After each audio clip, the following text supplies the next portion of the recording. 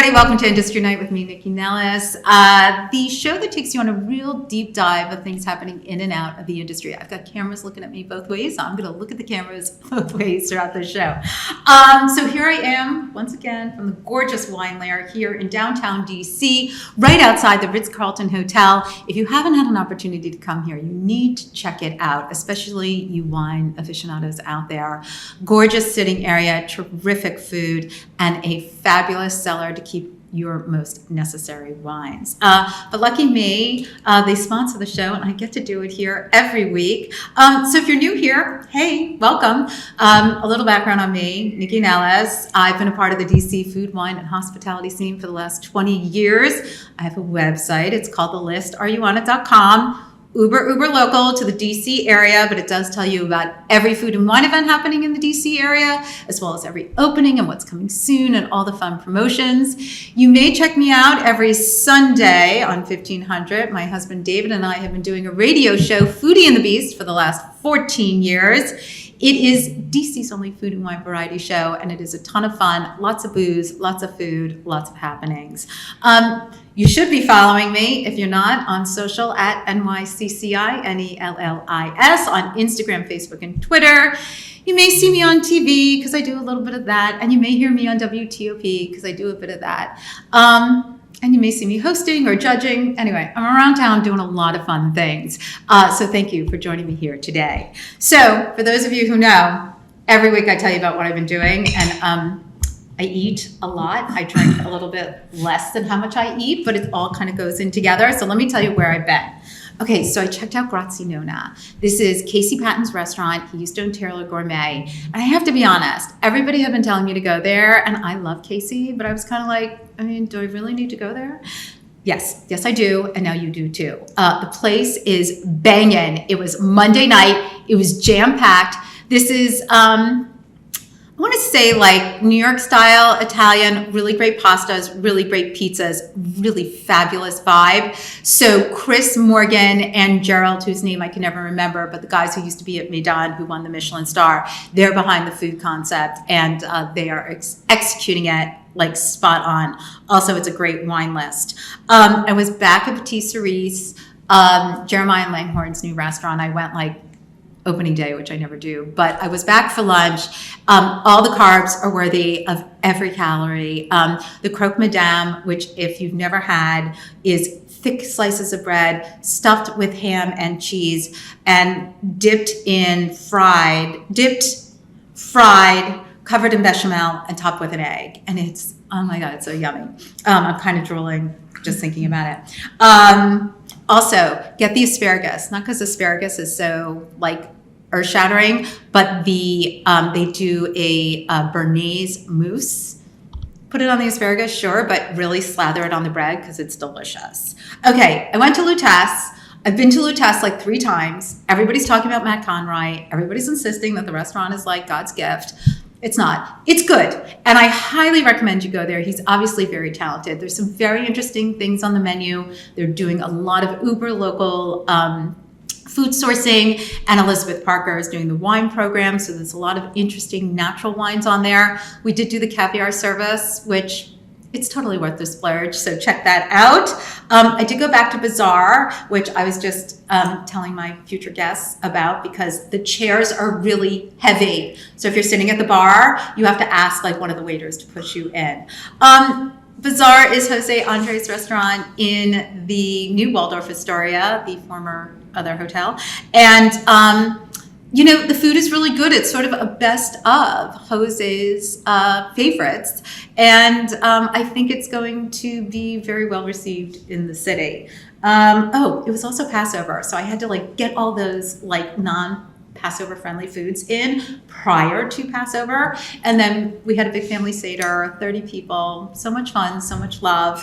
And I made for the first time ever matzah lasagna, which I know sounds really weird, but if you think about it, matzah, when soft, is kind of like pasta. Anyway, it was brilliant, no matter what Matt Adler says, because Matt Adler, the chef at Caruso's Grocery, was like, that's not a thing. And I'm telling you, it is. Okay, so that's just a bit about where I've been and what I've been doing. And I hope you join me on that journey. Of course, you can see all of that on my Insta at NYCCINELLIS. And you definitely want to check in because I'm about to head out to New York for a bit of feasting.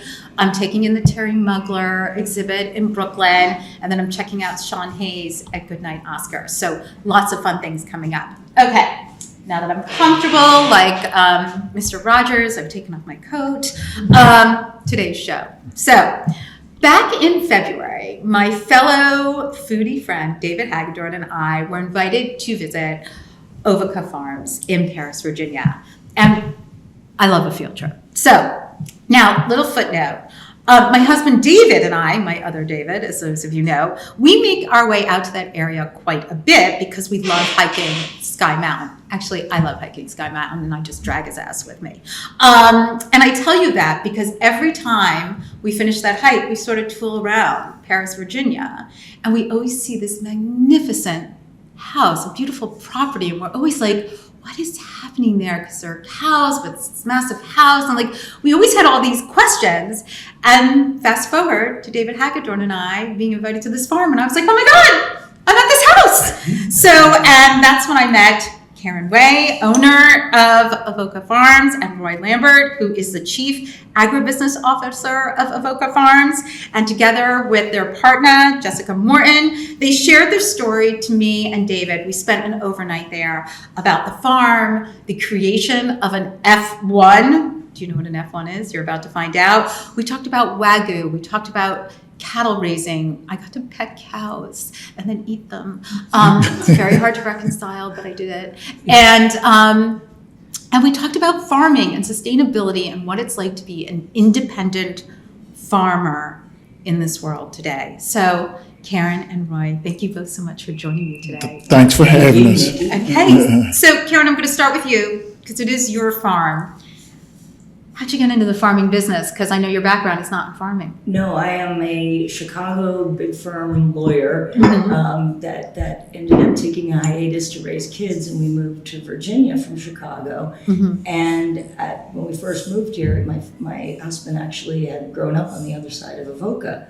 So that was when it came up onto the market and the stars aligned. We were ready. So it was already called Avoca? It was called Avoca from pre-Civil War. Oh, wow. Because we've traced it back. And so it's amazing. It means supposedly ever running water, but we've never been able to identify from what language, indigenous or otherwise. And so we were always like, if anybody can get the citation on it, that'd be great. Right, prize one. It's ever, yeah, exactly, nice big prize. Right. But for now, it's ever running water. So our family bought it in about 2010, and we wanted to raise cattle. So was that his idea? Was it your idea? Like, you bought this house. I mean, was it a working farm when you bought it? No, it was an equestrian farm. Okay. The area that we're in is very big equestrian. Back at about 1900, it was a cattle farm. But since then, at about 1920, it's been equestrian. Well, given that it's so close to Middleburg, that's not surprising, right? Correct. The hunt ran on our property for many, many years. And but when we, after basically tasting Wagyu, instead of going for Angus, we ended up saying, let's try it. Let's do this new breed. But where did you try Wagyu? Because Wagyu is a Japanese product, right? I mean, we now have American Wagyu, but Wagyu, when it became sort of all the rage here, it was coming from Japan. So what was your experience, and when did you start with that? Well, it was actually served back in about, that would have been about 2015 in a restaurant in San Antonio. And when we tried it, this is it. What is this beef? This is crazy. And from there, started doing research and then identifying what is Wagyu, because still it's a very new breed. It is from Japan. The Kobe region, that is Kobe beef, but they're cousins. All Kobe are Wagyu, just not all Wagyu are Kobe. Yeah. So that's how you can kind of think of it as a breed. Okay. Totally different than Angus or Hereford, any of the other cattle breeds in the U.S. And in fact, Wagyu did not even come over to the U.S. until about, it was late 70s. They brought a bull and they didn't bring a heifer over until the 90s. So there was no full-bloods actually bred and born on U.S. soil until then. So it's still very new. So educating the public and also helping them understand the difference between this Kobe A5 that everybody is so enamored with. Rightly so, it's an incredible product, but distinguishing it from what we do, which is a totally different product. Well, let's back up a little bit before we get to what you do. So you have this Wagyu. Yes. You're like, this. You and your husband are like, this is what we want to do. So we imported the embryos from Japan. So we ended up using Angus hosts. So the embryos come over from Japan, so surrogate mothers, and that's how we started the full blood herd. Okay. And so we were growing the full blood herd, and that takes about over 2 years. So And what was your experience with this? Like, as you're gestating them and growing them and doing all this, who's running your farm at this point? Because this is pre-Roy. Correct. Yeah, this is way pre-Roy and really pre-me. Even though we owned the farm, we had folks running it. And so it was a big learning curve, number one, for everyone involved, even the experienced farmers, to deal with this breed of Wagyu. Because first of all, their nutritional needs are totally different than Angus. Their personalities are totally different. They're very spunky and skitterish, and you hear all the time about, the Japanese massaging their cattle and feeding them beer. We do not feed beer, but we are looking at different Like type grains? of silage. Yeah, the spent grains from distillery and breweries, looking into that to supplement their nutrition. So that's been But initially, so you had Wagyu. yes, full blood. And so then what was the matter? Why didn't you stay with Wagyu? Well, we loved the breed, we loved the meat, but it turns out I couldn't cook it. It was too hard to cook because it's interstitial fat. When you hear about this Wagyu melting in your mouth, that's true. Right, because it's fat. And because the But it's melting not. point But it's is not. lower. It's not like chewy It's fat. not bristle fat. It's, Right. It's good fat. I mean, nutritionally, it has more omega-3 than salmon. And you don't cut the fat off, you eat it. That's the whole purpose of this breed. And so when we cut it into American-style steaks, it melts. So you make a roast, and after 4 hours, low and slow, you literally have a gallon of gravy. And Wow. that's how she started with the F1 or 50-50 because she We couldn't put a roast in But- a crock pot. Right. I Right. understand what your epiphany was. Yes. So you're like, I can't cook this. Right. And if I can't cook this, How who could- else is going to cook it? Correct. Except for an experienced chef or somebody who Right. really understands the product. So who gave you the idea to go Halfsies on it? Well, that's where we started looking at, we had the Angus Okay. heifers from the surrogacy. Mm-hmm. And so then we have the Wagyu bull, and with talking with some of the cattle guys, some of the herdsmen in the area, it was like, let's throw them on. And it was you started to hear more about American Wagyu. About that time, the term came up. Now, there was no Wagyu farmers in Virginia at that point. We were the first I think ones. they were out of like Texas, right? There was a bunch Yes, of exactly. Texas. Exactly. And so that's when it's like, all right, F1, we're gonna So do where'd the cross name it. come from? F1 is actually, it's a microbiology term, it's an agricultural term, which is why we adopted it. It's boring, but it's defined. And so it means 50-50, so that you have Oh, two- well, that makes sense. Right, so it's Exactly. honest, it tells you what you're buying. Mm-hmm. And if, for example, F2 means 75% one species or breed and 25% of another. So I think you need a tagline, F1 50-50. But anyway, we can talk about that offline. Yes. Okay, so at what point do you dive into the business more? I dove into the business almost 3 years ago. Okay, In August, it'll so be 3 years. And I had played with the cows. post-pandemic, Post-pandemic. like in the pandemic, Yeah, like at the 2020. tail end. Yeah, 2020, 2020. I correct. feel like we're in the tail end right now, but go I ahead. didn't know I was going to be in the tail end. That's when I had the opportunity to jump in and take over operations completely. Because And- what did you want? What was happening that you were like, this is not working for me? Well, it was more situational. My son actually moved to Florida. He's in high school, and he went to Florida to go play baseball at IMG. And so my husband moved down there to, because boarding school is far. And Right. so it was time to run the farm, and it wasn't working. It wasn't working back then. And how did you meet Mr. Roy here? Well, Mr. Roy, you see, at first, it was Jessica and me. Right, And Jessica so Morgan, we were right. literally we were the cowgirls running the farm. We were doing the fertilizing. We made pastures. We named the pastures for the first time, and started the flow because we read books. Right. You educated yourself.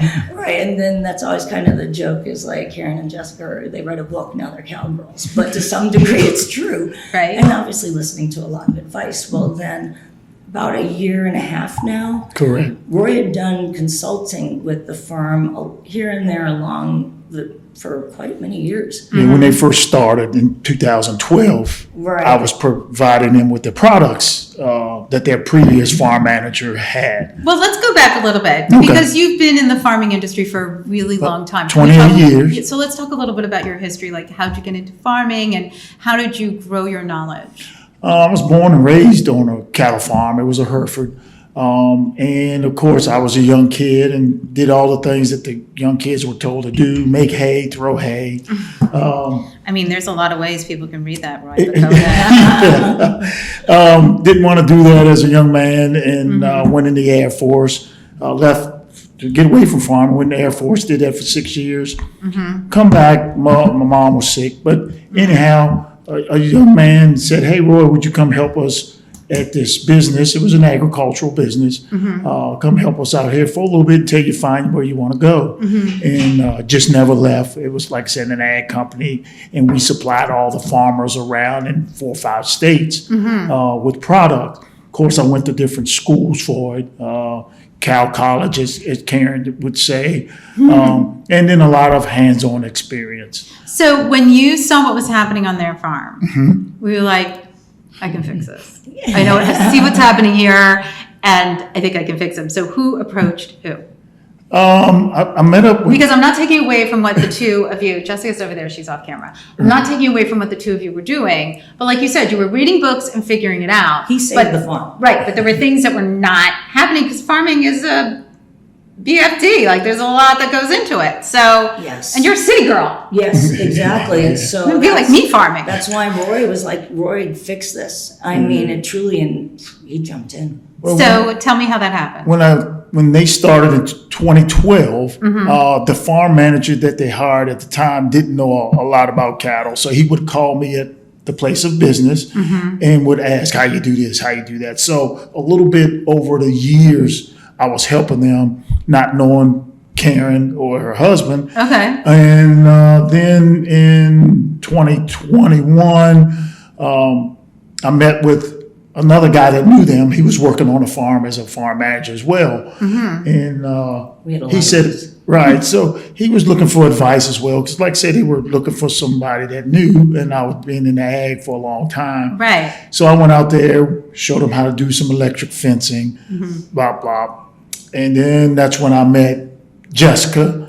And Jessica said, well, maybe you can come out here and help us. And then I came out, finally met Karen after all of those years. Right. And it just, the three of us just kind of formed that bond and we got along very well, which is Huge. unbelievable anymore. Right, Every no. two people getting together can. Yes. And so that's how it got started. So I've been doing things, not the old farmer way or the traditional way.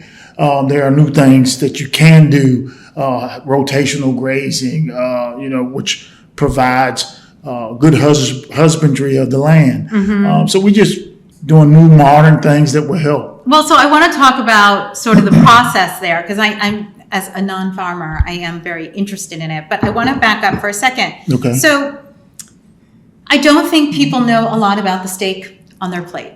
Right? So you said Hereford, we have Angus, Kobe, Wagyu. I mean, I'm sure there are others out there. Right. But so let's talk about Hereford and Angus. Okay. What are the different, like, what are we looking for from cows that we consume? The first thing I would say is you used to could go into any restaurant and what was on the menu? Angus beef. Yes. Because it was hearty, and if you raised it correctly, you got the marbling that you that you wanted. Okay. So over time, it used to be a Hereford, which is a red and white cow, and then you had the Angus where they merged those together. So there again, you created the F1 because it was a 50-50 Hereford. So when you say F1, it could be any two types of cows. Okay. I mean, so like So I it's, said, it's a real terminology within the farming, Correct. the cattle farming community. yes, ma'am. Okay, yes, great. Ma'am. Okay. Yep, sorry about that. I know. So He knows I don't like being called ma'am.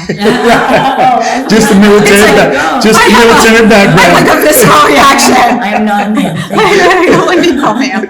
But go ahead. Just the military background. I Sorry. know. So that's how F1 is. You can put any two different types together, and that's how you get an F1. But so for years, if you weren't eating from a local farm, which a lot of us were eating commodity meats, because that's what was available unless you were knowledgeable and, like the food terminology in our food, I think the food consumer, whether a restaurant or in a grocery store, they're much more educated today than they were 30 years ago, Correct. right? I mean, Correct. poking at something with plastic wrap, in the grocery store, Is it brown? was, our relationship to what we put on our plate. So like, I didn't know, what kind of cow it was or whether that mattered. Correct. So with that in mind, most steaks that we have when I go into a restaurant are either Angus or Hereford. Is that accurate? And that's the Mostly lobby. Angus, That's- correct. That's Mostly the Angus. Angus lobby. Right. I mean, Okay. that's who is, Angus is wonderful. It's easier to raise than most breeds. Like we're saying, it's hardy. And so when you have a good lobby then behind you, that's going to get the word out. Right. And the Angus Association Right. did a real good job of promoting it. That's how it is. Because it used to be Hereford back in the 70s and Okay. earlier. Hereford was all over, come from Texas, and that's what you had. Well, then the Angus Association came in. Was and- like, hold my beer. right. Right. Totally Promotion get it. is where it's all at. Listen, and that's in any industry. I mean, I always use the example of rosé from Provence, France. 30 years ago, if you saw pink wine on the Yes. table, you would think it was White Zinfandel. And Right. you were like, thank you. Yes. And then right when I got into the business, Provence came to DC and they did this whole show basically about rosé. And we met the winemakers and blah, blah, blah. And I'll never forget, like 25 years ago, I was like, or 20 years ago, I was at like a dinner with some girlfriends who weren't in the industry. And I was like, oh my God, you have a rosé. And my girlfriend was like, are you drinking White Zinfandel? I was like, no, girl, just wait. And like they spent so much money. I mean, now think of how many rosés there are when you walk into a liquor store. I mean, it is amazing what happens when people do that kind of investment. Exactly, and that's what happened with Right. Angus. Yep. That makes sense. Same Like the thing. champagne and the lightness, or the Right. sparkling wine. I mean, rosé is the same idea. It's all the rage, and that's why you're seeing more Wagyu farms starting to pop up. Well, But so it's let's nothing you can walk into. you told me something. We're going to get back to farming, but I just want to finish sort of the cow stuff. So you said there's just like organic. Nobody knows what that means. Like there's no rules. I could say I'm organic, which is not a lie. I'm organic matter, so are you. Right. But when we say Wagyu, there's no delineation of what that means. Like you're like, we are 50-50, but like Arby's has a Wagyu something, a burger or something, That's- but like, what does that mean? Well, this is the issue, is that this term American Wagyu, domestic Wagyu, there's a couple different iterations of it now out there. It's not defined.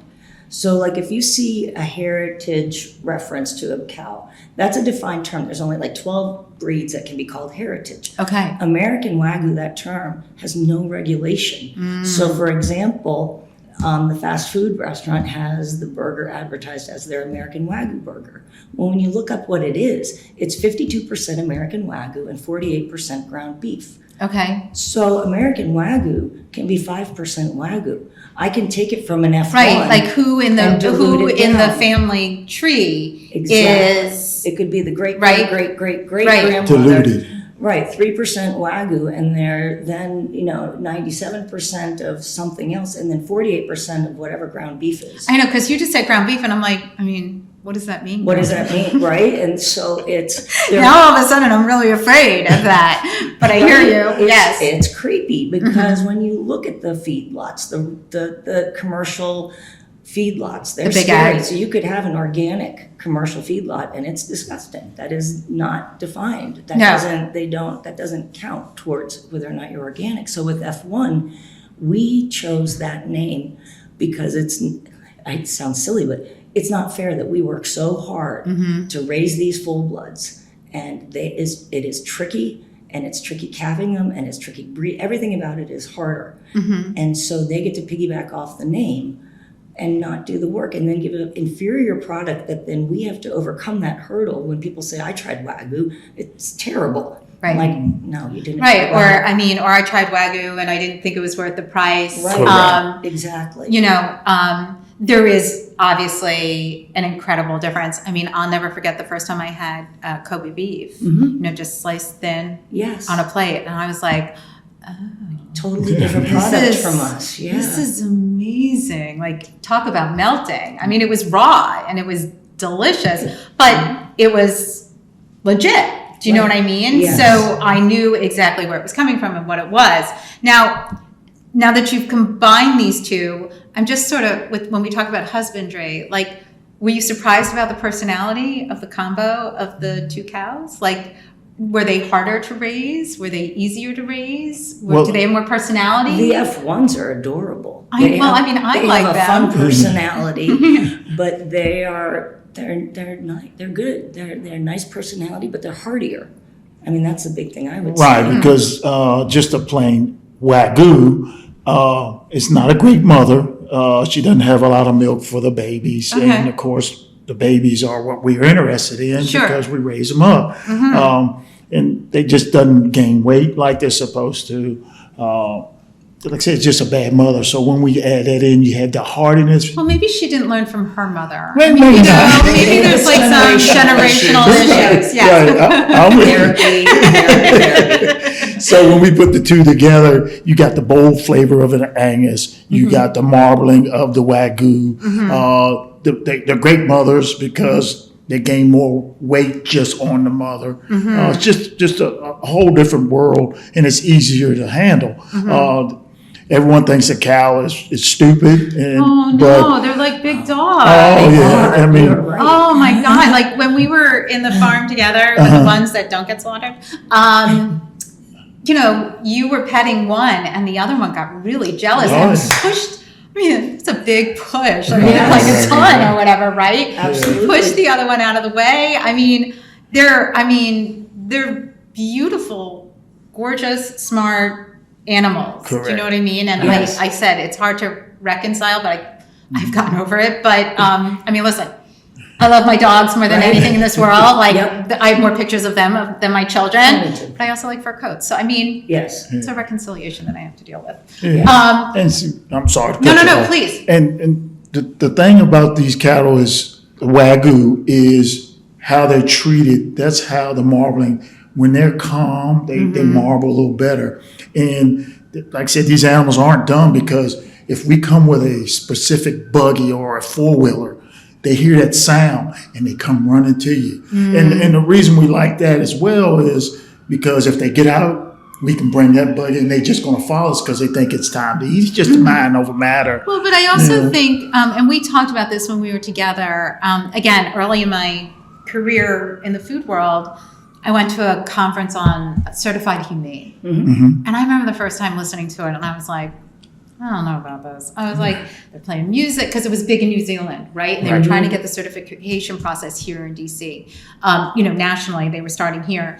And, they were talking about treating the animals well. And that was not a conversation topic at the time. And we were all hearing about big ag and how fucking disgusting it was. That has to be cut out.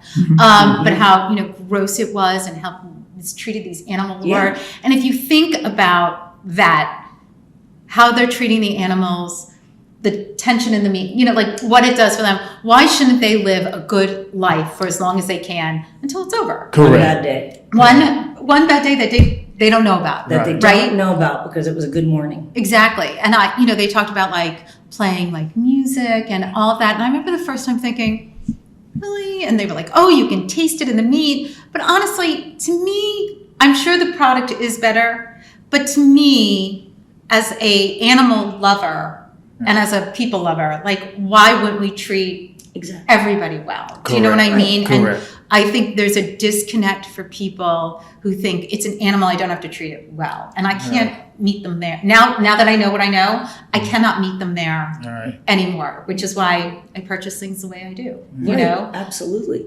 So how do you go about treating your animals well? Explain what pasture raised means versus like terms like organic or, you know, or how it applies to certified humane. Okay.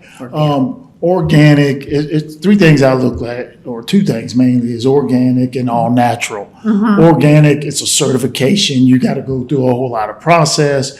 Some say it's a fad, you know. And it doesn't mean it's clean. I think that fad part is over. It's a marketing term. Yes. Correct. But it did mean something initially, right? And it still does, because no you don't GMOs feed it. Correct. And That's like where I was going. antibiotics. I mean, I think when people started learning about antibiotics in chicken, like, you know, like 18 years ago, like there was that big expose. I think people were like, oh, that's not good. Right? Correct. Correct. Well, we had to explain that recently. We were having a conversation with a grocer who was looking to stock his grocery store, and he had interviewed a number of Wagyu farmers. And he says, well, they finish their animals under 2 years. Why do you take so long? I'm like, well, if I pump mine full of growth hormone, they'd be done before 2 years too. But if you're doing it properly, you finish them. And it's a mathematical formula, how much you feed in order not to have them gain too fast, naturally or otherwise. But yeah, we can finish using the growth hormones, but we don't want to do that. We don't do that. Right. All natural, non-GMO. Right. So that's what you mean by all natural, right? Because I think that term has been bastardized as well, right? I mean, we just use grains that haven't been injected with anything, or like you chicken said, poop on the for fertilizer. Right. So this is all natural. The baby is born. When are they put out to pasture? Well, they on the pasture with mama until they reach about 7 months, 8 months. So all the animals are probably on grass 2/3 of their life. So once they get 7 months old, we get them up, we run them through the working pens, we give them their vaccines that they need, we treat them for flies, different stuff. Good husbandry. Sure. We don't use any cattle prods or any of that stuff. I mean, you'll see that around farms with unruly animals. We don't keep unruly animals, but they put at a separate place so And we we can don't get rid of yell at them. them. Correct. No beating. But then they come in and we... Listen, some have ADHD, Oh, some, yes. you know, I mean, Oh, you know, it's not just in people, you know what I mean? Like, mental health is mental health. I mean, I have a kooky dog, like, you know, Absolutely. And so, nature versus nurture, a little bit of both. and we know these personalities because we're in with them every day. Right. You know? Twice a day. And so, But I mean, a cattle prod's not going to help anybody. correct. Just winds them up even more. Because with cattle, as I try to tell people, is they need time to think. You know, you go down there and they see a hole, you want to let them find a hole, and then they'll go right on their own. You just can't, hey, Eric, because you're in a hurry, you don't want to hurry them, because they are smart, but they're not as smart as people, you know. So Well, they don't have critical thinking. Correct. That's what I was looking for. Correct. Yeah. So we keep them on there for 7 months, 8 months maybe, and then when they get to 900 pounds, they go off from mama to a pasture by themselves, and we start feeding them twice a day. So we handle them, and that's what makes them interact with us. And then as they grow bigger, they move around. Sorry to use my hands so much, No, but please. they move around our feed lot. And when I say feed lot, they have a little grass that they still can get to it, but we feed hay. But the thing you have to remember is the more they walk, they're walking off the marbling and the fat. So you want to limit that to a little bit. And so we give them everything they need. They just have one bad day their entire life. We give them all the minerals they need, their hay, their water. They just have one bad day. Okay. Well, and that's a big distinction from in Japan that when they're raising their I want to move full-bloods- you closer to the Oh, mic. I'm sorry. That's okay. When in Japan, the way they keep theirs marbling, you know, we treat them well. Japan, it's more confined quarters. So, I mean, there's obviously less Sort of space like in Japan. Not quite like Germany and the I was thinking of veal like industry. foie gras. Oh, well, Yeah, like where forced, they're yeah. where they're contained Yeah. and they're more forced. That's the difference. We can, by keeping them calm and having them interact with us and be happy, you get tender meat. Correct. I mean, so in addition to the ethical side of it, it's also it's a quality product. Sure. side Now, of was it. that something you were brought up with when you got into the farming industry, or is this something you've come to? Because, I don't think that was the basis for a long time. No, because I was like a traditional farmer. Is we get on four-wheelers and chase them, get up, and I remember an older gentleman said, "Why are you doing all that yelling? And just take your time." And once I figured that out, the animal responded so much better. And again, as Karen says, the meat was a lot better because it's not all tensed up, and I have my own farm and we taste our own beef. It's not as good as the Wagyu, but it's good and it's flavorful. And once I started treating the animal with a lot of respect, that's when you notice the difference. But I'd also have to imagine it makes you feel better. Correct. Right? Like treating the animal, like yelling at animals and, like the tension and anger residing in you dealing with with irrational animals, right? Who cannot respond to you. Like, this is going to make you feel better. Taking patience and time with them gives yourself patience and time as well, right? Yeah. It must create a different feeling. Yeah, and age has helped me because, I worked at a retailer for 28 years, 125 people, stress level was way up here. And then I go release that on the animals. They didn't work well. And then it finally clicked. Hey, you got to do a little better. And then it became a stress relief. Like for Karen and her farm, that's her stress relief. Jessica, that's our, stress relief, while we want to make a good product at the same time. So now that we have this good product, we're here, you're happy with the taste. You can cook it. I can cook it. I know I can cook it because I've cooked it. But so now that you have a product that you're happy with, now it's, getting it out into the public. And you've got two things that have to be done. First, there's the education component and explaining to people what we really just talked about here, which is what an F1 is and what the taste quality is that you're looking for. Getting it in front of chefs, getting it in front of the lay public. So how do you go about doing that, and how do people know what they're tasting?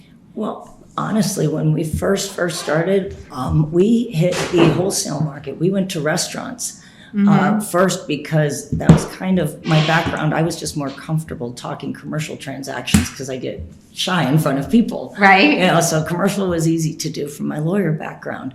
And plus, we needed street cred. Because I can't just go up to someone and say, "Hey, want to buy a steak?" Right. I mean, who am I? With no background, nothing. I mean, it would have been hopeless. So when we went into the restaurants first, and we went big. We went straight to in a little Washington. We went to the Michelin's. You were in his backyard. Right. And he also happens to be, first of all, he would never take a product. This is Patrick O'Connell in a little Washington. He would never take a product that wasn't terrific, but he is a big supporter of what's going on in his community in Paris, Virginia. It's in his backyard. And that was something that was really important to him. And I think that, when Jessica made the call over there and they said, "Come on down," and it is a beautiful relationship. And they were so interested in the product. We're like, "You got to come to the farm. Right. We want you to see where your meat is coming from."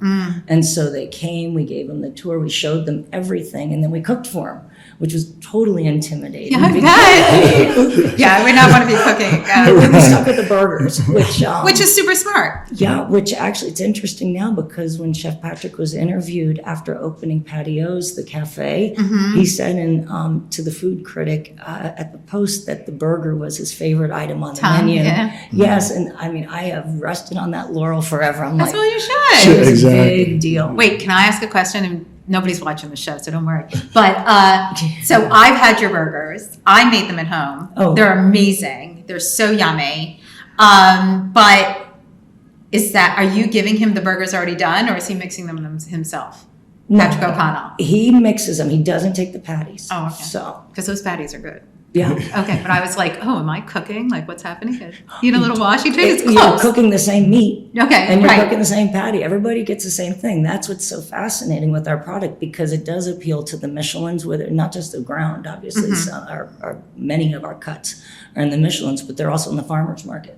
Well, now that you brought up cuts, let's talk about that, because I think whole animal, especially like 10 years ago or 12 years ago in the industry, everyone was like, I do whole animal. And of course, nobody was doing whole animal. Right. I mean, some people, but not a lot, because it's really hard to Yes. use an entire animal. And when it comes to a cow, there's a lot of beef, but there's a lot of parts that people, the layperson, not so much chefs, and some chefs, but the layperson doesn't know a lot about. I mean, we know, the T-bone and now we know the hanger and the skirt and the flat iron. I mean, there are more cuts now in your butcher department than there used to be. Like Terra Madre, isn't that Terra Major. Terrace Major. Yeah, like that cut was big a while ago. But there's so many cuts that people are either wary of, or everybody thinks it's either supposed to taste like a strip Right. or a fillet. Right. So how do you, again, have that conversation with people so that they do use the whole animal and that they can use it in different ways? Well, the first thing I'll say, that's where the Wagyu comes in. Angus, where you would need a roast because the meat is so tough, with the Wagyu, now you can cut those roast into steaks. And I'll let Karen. So what did explain. I use? I did a side-by-side. Yeah, you had I a had sustainable steak. I had filet and I had round. Eye of round. Eye of round. Now, normally eye of round, I would either put in stew and like just keep it in there for hours and hours and hours. Yeah, that's what I would do with eye of round. I mean, normally. But what I did is I'm a big believer in slow roasting my steaks and searing them afterwards. So I cook slow and low for like 40. So it's nice, all pink, and then sear it in my cast iron afterwards. And I mean, the filet is obviously fabulous, but the eye of round was delicious. I mean, tougher, obviously, but not in a just not the same texture. A different texture. Yeah, right. but tasty, full of flavor. I mean, I would totally serve that instead. I don't could need use to it do as filet. a steak. You don't have to put it in a bourguignon or something. Right. You can eat it as a steak. And Yes. that was the whole premise, is when we realized we could cut the entire cow into steaks. And that way we were able to offer, the program is called the Sustainable Steak Program. Because in order to be a sustainable farmer, you do have to sell the whole cow. Right. And so we see what people wanted. People wanted steaks. They wanted a nice, beautiful dinner at home. And our point was, well, not everybody can afford the filet or the ribeye. And there is life beyond ribeye. So we wanted folks to see, you can get the chuck steak. It's incredible. It's tender, delicious, if you can't afford the ribeye or just don't want a ribeye. Right. The eye of round, we always show people, educate. And whether it's chefs or the general public at the farmer's market, it's the same discussion. And it's fascinating because one of our Michelin chefs, he uses the eye of round for his tartare versus another chef that, they stick with the tenderloin. Right. And they're both delicious. I mean, Sure, but they're different. I assume that texture is really different. I like a filet, but I feel that it's been feminized. Yes. And I had sort of a go-to at a steakhouse a couple of years ago where the guy, I was the one invited in, but the waiter didn't know. Right. And, he's talking to my husband about the steaks. And then he was like, and for the lady, we have a filet. I was like, I'll take that 32 ounce, please, right here, and watch me eat the whole thing. I was like, gauntlet thrown, dude. Don't screw with me. No. So And that's the problem we have. We always got to educate. yes. And that's not a bad thing, No. but that's our main job anymore when we're selling or at the markets, is we always educating, always. Okay, so let's talk about that. So where, other than restaurants locally right now, where do people find you now? I know you were at some farmers markets. What Right. farmers markets? Well, as part of our business plan, it was Right. to make sure that retail was accessible. So we're at a number of farmers markets. We targeted the year-round ones like Eastern and Mosaic and Oakton. And then we've also opened up the beefery, which is Oh, right, right, I got to see it. Yes. Right. Farm at the And, store, the store at the farm. Store at the farm, the beefery, or the Avoca Beefery and Lounge. Okay. And that's where we've had an amazing response to folks coming in. And So now tell me how people come in. Like, do you have to make a reservation? no, we have You just show up and knock on hours. the door and be like, Nope. I'm here? We have set hours every week. We're looking at expanding them now. Okay, what are the hours right now? Well, on the weekends, it's 8 a.m. until 4, and then on Saturday and Sunday, and then on during the week, we have some limited hours during the day. Okay. We're hoping to expand those because it's pretty phenomenal, the response we've had. Both So people are just coming in and buying steaks? it's property is located in a very active number of highways and near 66. Yeah, it's so the you got right. people So coming in for people who from don't everywhere. know, Ashby Inn is like catty corner-ish from where they are. If you've driven out there, you've seen the house. That's all I have to say. Like, you can't miss it. Can't miss it. Right? You cannot miss it. Focus, right. So the market is now open. You're Correct. at farmers And then markets. the online sales was critical to have that online presence. So we've really been working on we have a new website, Touchwood, launching in the not so distant future, but currently our website does. That was really important because again, it's getting the word out and then making it easy for people to order. So let's talk about like farm tours and things of that nature, because if people come to the market and they're like, okay, I'm buying some steaks and blah, blah, blah. But getting into the farm, to me, that was so exciting, you know, and seeing everything we're talking about today and, obviously petting the cows but seeing how a well-executed working farm works. Well, and this is the best part, is that when folks are coming into the store, it's like we can talk to them, we point things out, we tell them, you are welcome to just stay along the road and walk around and pet the cows in that, in that pen, walk up to our finishing lots so you can see what a high quality finishing lot looks like and happy cows. And and it's educational because you see the difference in the growth among the different phases of life. So and plus the views are rock. Right. It's beautiful, right? So it's really, we make it as interactive. And if I can back up just a Yes, little of bit, course. is Jessica Morton had signs made up. So you were asking where we are. So we are in the farmers markets. We are in, online. You can come visit us. But what really kicked the thing off for the farm store is we put signs on the roadway. And now the people that come into the store, they're sitting there saying, we didn't know. Right, they see the The signs. signs, exactly. And well-placed signs, and they just come in there. Well, years ago when I used to have to schlep back and forth to Ithaca because my son went to school up there on like 270 or I don't know, whatever road it was, there would be these signs, like hand-drawn signs, pottery, cheese, like every 10 feet there would be signs. And one time we were like, we got to stop by. You know what I mean? At some point you drive by it enough. Right? That's what many of our customers say, is that, they drive by the signs so many times, they're like, I just had to pull in. Right, I love And that. then that opens the world of Avoca from there, once they pull in. And again, we're in, like I said, we made it affordable so you could buy. But what Karen has done is she's got 2 animals that she has on there that we have mixed with Wagyu, still in F1. And she donates these 2 animals whenever they calve. Those calves go to the food banks. So you ask where we are. We at food banks. We're a lot of places. And that's what makes this thing make me want to work there and be a part of, because Karen really cares about good, clean food and everybody and enjoying it. Well, that's just everyone should have access to clean meat. That's why we have the price points. And if you still can't afford us, we're in the food banks. Right. That was Right. our motto from the beginning. Well, I think that's really important. It Good is. food shouldn't just be for the wealthy. Exactly. Absolutely. Exactly. And so that's why, it was fascinating, because one day at the retail shop, we had a customer come in from Vienna specifically because they knew of us and purchased from us at a farmer's market, and they wanted to go to the country, and they bought some filet mignons that we're going to have later that night for dinner. And it was lovely, wonderful, fun chat and all. And not 1 hour later, a single dad with 6 kids from West Virginia came in, and he also bought he bought the sustainable steak bundle, and we talked a lot about how to cook and how, the difference in this and the cuts and how to use them.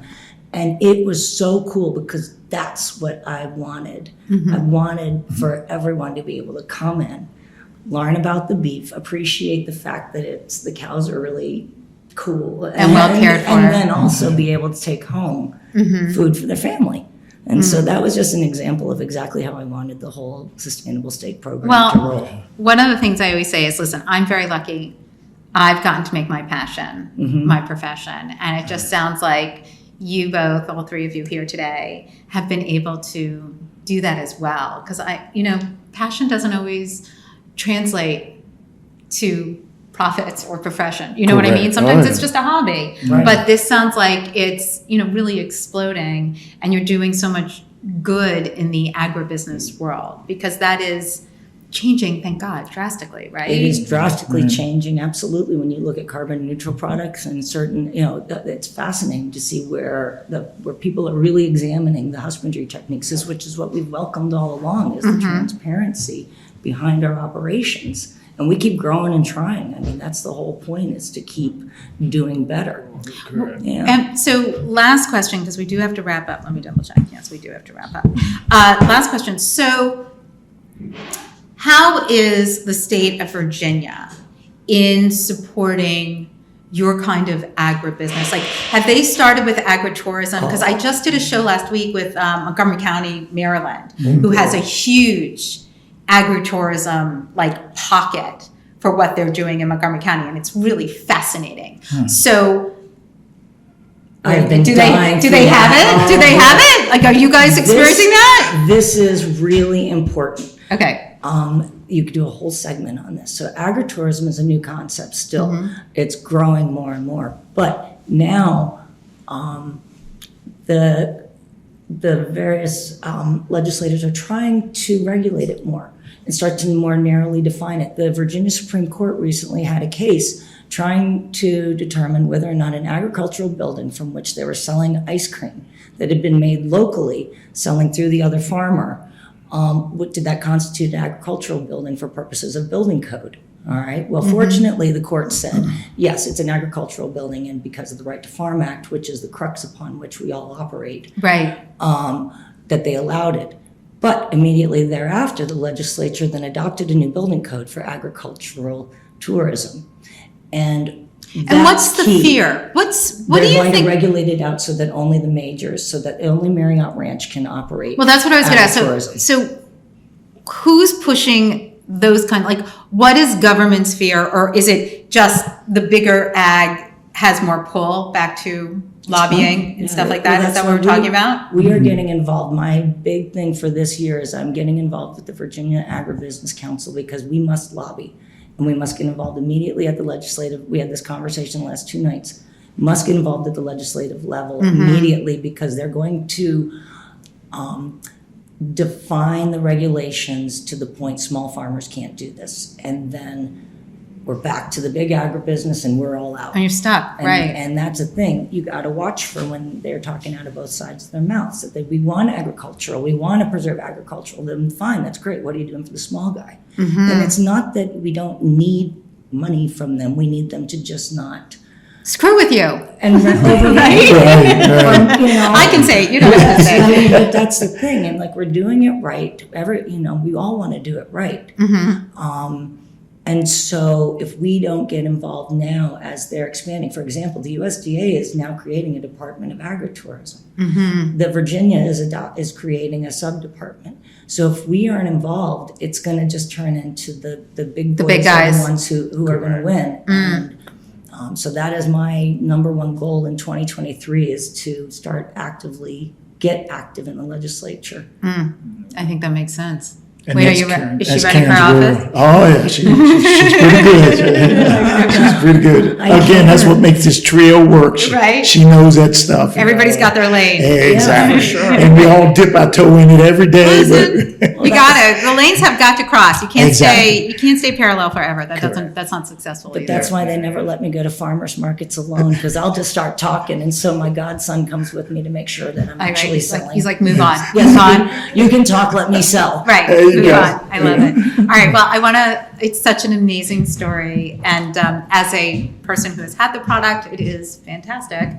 But you need to go out, you need to see the farm. I had the privilege to do that, and I'm very grateful for it. But tell everybody, please, where they can find you online, on Instagram, find out more about the market, on property, and how they can do tours, all that kind of good stuff. Well, you can definitely, the easiest way is you can contact us at orders@avocafarm.com. Our website is easy, avocafarm.com, and that's OVOKA farm.com. And on Instagram and Facebook, all All the those social handles. media. You're on all of it. Yeah, that Yeah. stuff, and I'm always, I don't understand that yet. That's okay, you don't have to. So, but avocafarm.com, you can find out everything about tours, private, public. We have a number of, we have one coming up, calving and Cabernet. Ooh, And so fun. we'll get to talk about calving and have a little tasting and pairing up with. I love it. and then we have whiskey and Wagyu. So it's Oh. a few things in the fire Well, there. please make sure that you send all that info to me, because that, of course, will Absolutely. go on the list, or youwantit.com, in our calendar. Wonderful. And one last thing, the Yes. Airbnb where you stay. Oh, right, the Yes, Airbnb. So quickly, Airbnb. tell me about the Airbnb. Airbnb had a cabin that was built in the late 1700s. Karen had it redone 4 years ago. Looks better than a lot of people's homes. It's beautiful. It's nice and cozy. And if you just want to get away and you want to become a farmer, you can stay there. You can do as much as you want, or you can do as less as you want. Right. We'll bring you eggs in the next morning when you get up, so you have farm fresh eggs. But the Airbnb is quite an experience with high quality views. Absolutely, the views are spectacular. Yes, Plus, when we were there, I think that was the only snow we got all season. Oh, you're right? And You're right. it actually snowed. Anyway, yeah. well, thank you both for Oh, joining me thank you, today. Nikki, I'm just so going to much. wrap up very quickly. Thanks for having us. So everything you heard here today, of course, you can find on the list, youwantit.com. And don't forget, Industry Night with me, Nikki Nellis, is on YouTube. So we've launched the channel recently in part with my fantastic team here who's filming it today, and also Heartcast Media. We're still figuring it out. I mean, it looks great, but I'm not doing a lot to promote it. So check it out, subscribe, ask questions. Let me know what you thought about today, and I can also field the questions to those who are here with me. So sign up for the list, youwantit.com. Follow me at NYCCI, NELLIS on Instagram, Facebook, Twitter, and LinkedIn. Subscribe to the show, tune into Foodie and the Beast, and, be safe out there. So check out where you're getting your meat from. It's very important. And as I do on every show, a little hospitality note. Take your kindness pills before you go out. Be kind to those around you, especially be kind to your waitstaff. Shortages are still real. It's still happening out there. Nobody wants you to have a bad time. Everybody wants you to come back. So go out there, have a drink, have a piece of beef, and enjoy. We'll see you next week.